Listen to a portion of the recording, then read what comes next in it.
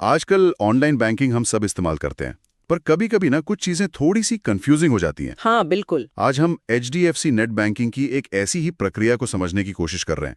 Third party fund transfer, मतलब टीपीएफटी, उसे कैसे चालू करें? सही। मतलब किसी ऐसे को पैसे भेजना जिसका खाता पहले से आपके नेट बैंकिंग में जुड़ा हुआ नहीं है। हाँ बिल्कुल, किसी नए इंसान को। हमारे पास एक गाइड है, थर्ड पार्टी फंड ट्रांसफर सक्रियण गाइड, तो उसी से देखकर बात करेंगे। कोशिश रहेगी कि इसके स्टेप्स आसान लगें। हाँ, कोशिश करते हैं। तो शुरुआत कहाँ से करें? सबसे पहले तो शायद एचडीएफसी नेट बैंकिंग पोर्टल पर लॉगिन करना होगा, कस्टमर आईडी और पासवर्ड से। बिल्कुल सही, पहला स्टेप वही है। netbanking.hdfcbank.com पर जाएं, अपना कस्टमर आईडी और आईपिन यानी पासवर्ड डालें और लॉगिन करें। ठीक है, लॉगिन हो गया। अब डैशबोर्ड पर कहाँ जाना है? डैशबोर्ड पर आपको फंड्स ट्रांसफर का ऑप्शन दिखेगा। हाँ, उस पे क्लिक करके फिर रिक्वेस्ट पे जाना है। Request, okay. और उसी में आपको मिलेगा register for third party transfer का विकल्प, उसे चुनना है। अच्छा, तो पहले रजिस्टर करना है इस सुविधा के लिए। ठीक है, रजिस्टर करने के बाद कंफर्म भी करना होता होगा। हाँ बिल्कुल, और यहीं पर वो सुरक्षा वाली बात आती है। हाँ, वो जरूरी है। कंफर्म करने के लिए बैंक आमतौर पर आपके रजिस्टर्ड मोबाइल नंबर पर या ईमेल पर एक ओटीपी भेजता है, वन टाइम पासवर्ड। हाँ हाँ। कभी कभी वो शायद डेबिट कार्ड की डिटेल्स और पिन भी पूछ सकते हैं।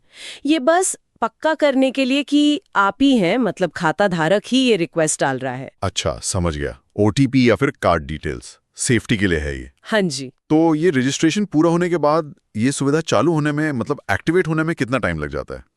गाइड के हिसाब से आमतौर पर इसमें 30 मिनट से लेकर कभी-कभी 24 घंटे तक लग सकते हैं। ओके, मतलब आधा घंटा या फिर पूरा दिन भी? ठीक है, हाँ। और एक बार ये एक्टिवेट हो गया तो फिर अगला कदम आता है। अगला कदम? वो है बेनिफिशियरी को जोड़ना, यानी जिस व्यक्ति को पैसे भेजने हैं उसकी डिटेल्स ऐड करना। अच्छा, हाँ, बेनिफिशियरी, वो कैसे करते हैं? उसके लिए फिर से फंड्स ट्रांसफर मेन्यू में जाना है और वहां ऐड अ बेनिफिशियरी का ऑप्शन चुनना होगा। ऐड अ बेनिफिशियरी, ठीक है। और इसमें क्या-क्या डिटेल्स लगती हैं? जाहिर है बैंक अकाउंट नंबर वगैरह? हाँ बिल्कुल, आपको बेनिफिशियरी का नाम, उनका बैंक अकाउंट नंबर, बैंक का नाम और सबसे जरूरी आईएफएससी कोड डालना होगा। IFSC code? हाँ, वो तो चाहिए होता है ऑनलाइन ट्रांसफर के लिए। ब्रांच की पहचान के लिए, है ना? बिल्कुल सही। इलेक्ट्रॉनिक ट्रांसफर के लिए वो ब्रांच कोड होता है। ये सारी जानकारी बिल्कुल ठीक भरनी होगी। ठीक है, बढ़ती डिटेल्स। इसके बाद फिर से सुरक्षा। एक और बार? हाँ, बेनिफिशियरी को जोड़ने की पुष्टि के लिए भी एक ओटीपी आता है आपके रजिस्टर्ड मोबाइल नंबर पर। अरे वाह, मतलब हर स्टेप पर ओटीपी? सिक्योरिटी तो काफी टाइट है। हाँ, बहुत जरूरी भी है आजकल। और इसके बाद एक और चीज होती है जो बहुत महत्वपूर्ण है। क्या? वो है कूलिंग पीरियड। कूलिंग पीरियड, ये क्या होता है? मतलब आपने बेनिफिशियरी ऐड कर दिया, ओटीपी से कंफर्म भी कर दिया, लेकिन आप तुरंत उसको पैसे नहीं भेज सकते हैं। अच्छा, तो जोड़ने के फौरन बाद ट्रांसफर नहीं होगा? नहीं, बैंक एक इंतजार का समय रखता है जिसे कूलिंग पीरियड कहते हैं। यह आमतौर पर 30 मिनट से लेकर शायद 2 घंटे तक का हो सकता है। ओके, 20 मिनट से 2 घंटे। पर ये क्यों? मतलब इसका क्या फायदा है? ये दरअसल धोखाधड़ी रोकने के लिए एक बहुत अच्छा तरीका है।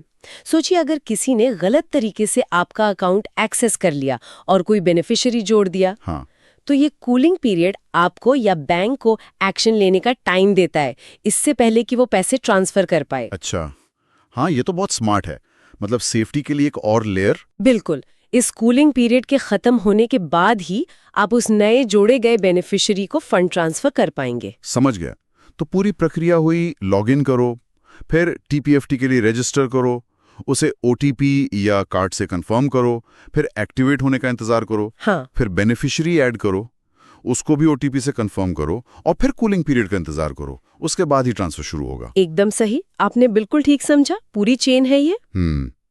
और कुछ बातें और हैं जो ध्यान रखनी चाहिए, जैसे ओटीपी के लिए मोबाइल नंबर का बैंक के साथ रजिस्टर्ड होना तो खैर जरूरी है ही। हाँ, वो तो है ही। फंड ट्रांसफर की एक लिमिट भी होती है, वो हर किसी के लिए अलग हो सकती है।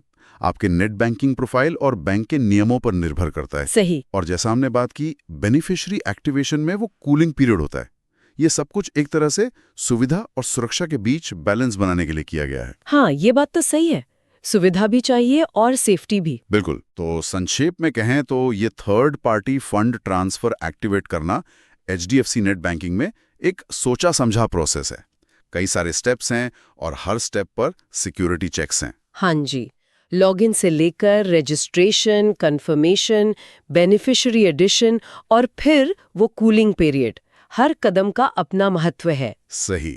और ये दिखाता है कि डिजिटल बैंकिंग में सुरक्षा कितनी अहम हो गई है। अपना रजिस्टर्ड मोबाइल पास रखना, ट्रांसफर लिमिट्स पता होना और ये जो वेटिंग टाइम है, इनके बारे में जानकारी होना, ये सब सेफ ट्रांजैक्शन के लिए बहुत ज़रूरी है। बिल्कुल। बैंक कोशिश करें कि सर्विस आसान भी रहे और खाते सुरक्षित भी रहें। हाँ, और अंत में एक सवाल मन में आता है, जैसे जैसे टेक्नोलॉजी बदल रही है, आगे वेरिफिकेशन के तरीके कैसे बदल सकते हैं? अच्छा सवाल है। क्या भविष्य में कुछ ऐसा आ सकता है जो आज के ओटीपी या इस कूलिंग पीरियड से भी ज्यादा सेफ हो, लेकिन इस्तेमाल करने में और भी आसान हो? बहुत कुछ हो सकता है। ये सोचने वाली बात है कि सुरक्षा और सहूलियत का अगला लेवल क्या होगा। हाँ, इस पर सोचना वाकई दिलचस्प है।